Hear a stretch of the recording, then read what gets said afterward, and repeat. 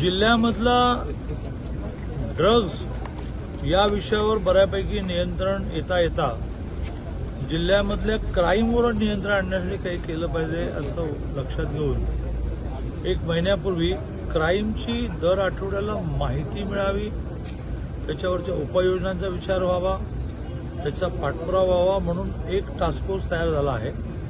ज्या टास्क फोर्समध्ये 2-3 विषय आले. एक आला की जिल्ह्यातल्या सगळ्याच पोलीस स्टेशनवर म्हणजे दर आठवड्याला एकदा मी येतो, एक पोलीस स्टेशन एका आठवड्यामध्ये बाकीची कामं करता 2 तास ते पोलीस स्टेशन असं करावं आणि त्या पोलीस स्टेशनच्या प्रशासनाची बैठक जशी घ्यावी.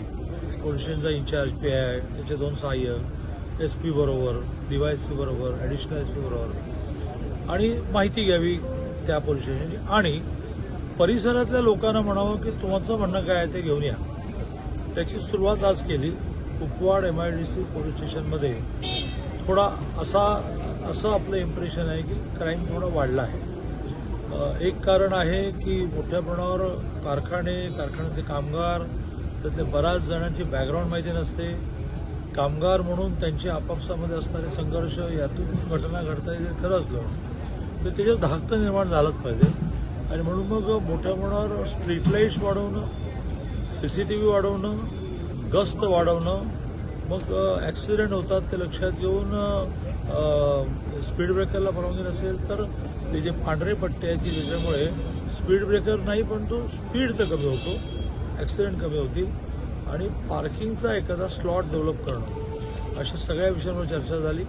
एक पोलीस स्टेशन इथे कोणीतरी बांधलेलं म्हणजे पोलीस चौकी, तर ती अशी पोलीस चौकी अनऑथराईज करता येत नाही. त्याची परवानगी DGंकडे मागायला लागते. ती परवानगी मागेपर्यंत एक फिरतं पोलीस स्टेशन नावाची कन्सेप्ट SPने मांडली. अशा कुपवाड MIDC पोलीस स्टेशनच्या हद्दीत येणाऱ्या कारखानदार आणि नागरिकांच्या समस्या आणि त्या समस्यांवर मात करण्यासाठीची उपाययोजना यावर खूप चांगली चर्चा झाली. त्यांच्या MIDC म्हणून आणखीन काही मागण्या आहेत ज्या पोलिसांशी जोडलेल्या नाही आहेत. त्यासाठी 16 तारखेला मी बैठक देतो आहे आणि त्या बैठकीमध्ये रोड्सचा प्रश्न आहे, काही पाण्याचे प्रश्न आहेत, काही टॅक्सेसचे प्रश्न आहेत, या सगळ्या विषयांवर बोलतो.